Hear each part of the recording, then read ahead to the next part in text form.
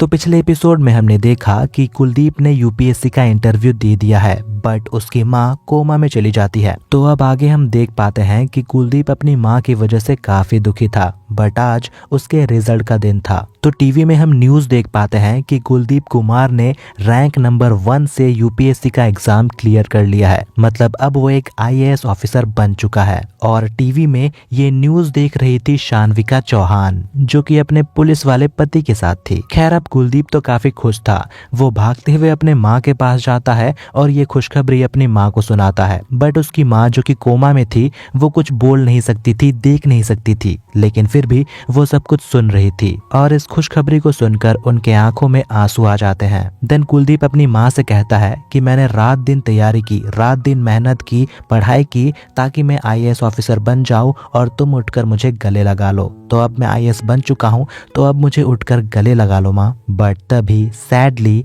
कुलदीप की माँ की मौत हो जाती है। और इस हादसे के बाद कुलदीप बिल्कुल टूट चुका था। लिटरली उसके लाइफ में कुछ खोने को बचा ही नहीं था। मतलब यूपीएससी का एग्जाम क्लियर करने के बाद भी, इतना सब कुछ पाने के बाद भी उसने सब कुछ खो दिया। खैर अब हम शानविका को देख पाते हैं, जो कुलदीप के बारे में सोच रही थी। और वो इतना परेशान हो गई थी कि वो अपनी बाइक निकालकर बाहर घूमने के लिए, टहलने के लिए चली जाती है। और वो कुलदीप के साथ बिताए हुए पलों को याद करती है। देन थोड़ी देर बाद वो घर वापस आ जाती है और वापस आकर अपने पति यानी पुलिस वाले के गले लग जाती है। ये देखकर हम समझ पाते हैं कि इन दोनों में भी इमोशनल अटैचमेंट होने लगा है। देन हम चौहान जी को देख पाते हैं, जिनको खुशखबरी मिलती है कि जो गांव के अंदर नदी का घाट है वो अब चौहान के हाथों में आ चुका है। बट साथ ही में चौहान को पता चलता है कि कुलदीप कुमार अब कलेक्टर बन चुका है और अब सब कुछ बदलने वाला है। और यहाँ दूसरी तरफ कुलदीप जिस कोचिंग सेंटर में पढ़ाई करता था, उस कोचिंग सेंटर में कुलदीप को बधाइयां दी जाती है। और अब कहानी 5 साल आगे बढ़ जाती है और अब कुलदीप, जो कि कलेक्टर बन चुका था, वो दोबारा से अपने गांव में जाता है। यहाँ पर वो उस नदी के पास आता है जिसके जरिए नाव में चढ़ के वो कॉलेज जाया करता था। और अब जब वो कलेक्टर बन चुका है, तब वो चाहता था कि इस नदी के ऊपर वो एक ब्रिज बनाए। और जैसा मैंने बताया कि ये वाला घाट अब चौहान के हाथों में जा चुका है, तो कुलदीप आसानी से इसके ऊपर ब्रिज तो नहीं बनवा सकता। देन हम चौहान जी को देख पाते हैं, जो कि मंत्री दद्दू प्रसाद को अपने घर बुलाते हैं और मंत्री से कहते हैं, देखो जो अभी कलेक्टर बना है कुलदीप कुमार, उसके साथ हमारा 36 का आंकड़ा है, तो तुम कुलदीप कुमार को यहाँ से कहीं और ट्रांसफर करवा दो। बट मंत्री दद्दू प्रसाद कहते हैं कि नहीं, ये मेरे बस में नहीं है। मैं चाहे अपनी पूरी ताकत लगा लूं, बट मैं कुलदीप कुमार का कुछ कर नहीं सकता, क्योंकि उसकी पहुंच काफी ऊपर तक है। तो चौहान जी कहते हैं, ठीक है फिर निकल जाओ, अगर तुम किसी काम के नहीं तो तुम यहाँ से निकल जाओ। और अब इतनी बेइज्जती होने के बाद मंत्री दद्दू प्रसाद सीधे मिलने के लिए जाते हैं कुलदीप कुमार से और डायरेक्टली कुलदीप को एक ऑफर दे देते हैं। मंत्री जी कहते हैं कि देखो, तुम और मैं दोनों एक ही जात के हैं और दोनों का मकसद एक ही है, चौहानों का सर्वनाश। तो क्यों ना हम साथ मिलकर चौहानों का नाश करें। बट कुलदीप कहता है कि मैं अपना बदला खुद ले लूंगा, इसमें मैं आपकी मदद क्यों लूं। तो मंत्री जी कहते हैं कि नदी के पास जो आप ब्रिज बनवाना चाहते हो वो इतना भी आसान नहीं है।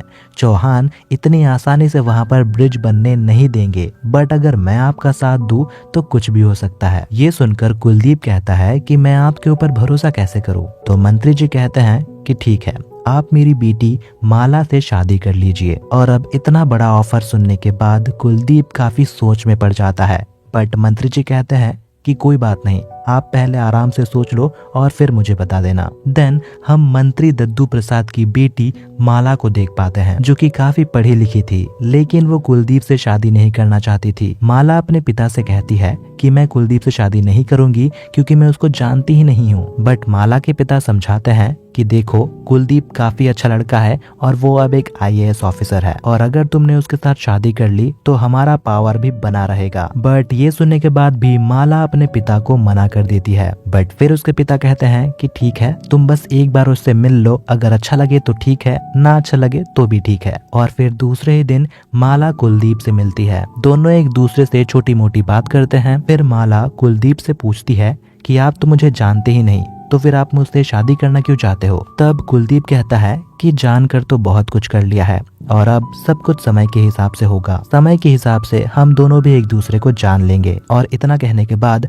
कुलदीप अब शादी के लिए तैयार था और माला की बातों से भी हम समझ पाते हैं कि वो भी शादी के लिए बिल्कुल तैयार है। देन दूसरी तरफ हम शानविका को देख पाते हैं। उसे उसकी दोस्त का कॉल आता है और पता चलता है कि कुलदीप शादी करने वाला है। और इतना सुनते ही शानविका पहली बार कुलदीप के बारे में सोचती है और थोड़ा उदास हो जाती है, बट फिर वो अपने पति के गले लगकर रोने लग जाती है। एंड अगेन हम समझ पाते हैं कि शानविका और उसके पति के बीच में अब इमोशनल अटैचमेंट बनने लग गया है। खैर अब हम कुलदीप को देख पाते हैं जो कलेक्टर बनने के बाद अब अपने बड़े घर में रह रहा था, लेकिन अब कुलदीप के पिता थोड़े से पागल हो चुके थे। मतलब उनको थोड़े मेंटल इश्यूज हो रहे थे, वो छोटी मोटी बातों को भूलने लग गए थे। बट अब यहाँ पे कुलदीप के भैया राजा भैया भी बैठे हुए थे।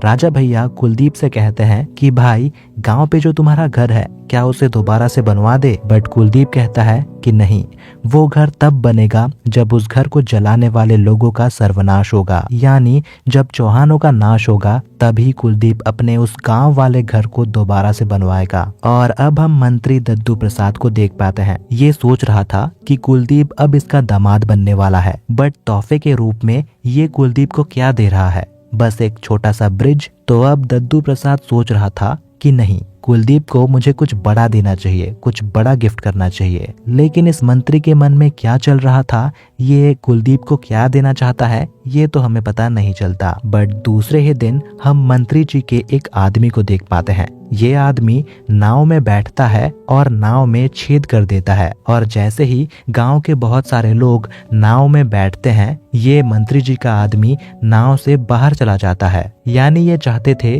कि नाव डूब जाए और जो लोग यहाँ पर बैठे हैं सबकी मौत हो जाए, और ये सब कुछ शायद से मंत्री जी ही करवा रहे थे। देन थोड़ी देर बाद कुलदीप के पास खबर पहुंचती है कि गांव के नदी में नाव डूबने की वजह से बहुत लोगों की मौत हो गई है। तो अब कुलदीप फटाफट यहाँ पर पहुंचता है और यहाँ बहुत लोगों की मौत हो चुकी थी। और तभी यहाँ पर चौहान भी आते हैं, और चौहान यहाँ पर थोड़ा सा डरा हुआ था क्योंकि उसी के घाट में इतने सारे लोगों की मौत हुई थी। तो इस घटना का आरोप इनके ऊपर ना लग जाए, ये सोचकर चौहान जी थोड़ा सा डर रहे थे। तो अब आगे क्या होने वाला है ये तो हमें नहीं पता। मुझे लगा था कि ये स्टोरी अब खत्म हो जाएगी, बट नहीं, ये तो रुकने का नाम ही नहीं ले रही। खैर जो भी हो, बाकी की कहानी हम जानेंगे अगले एपिसोड में। तब तक के लिए बस वीडियो को लाइक, शेयर और चैनल को सब्सक्राइब करके रख लो।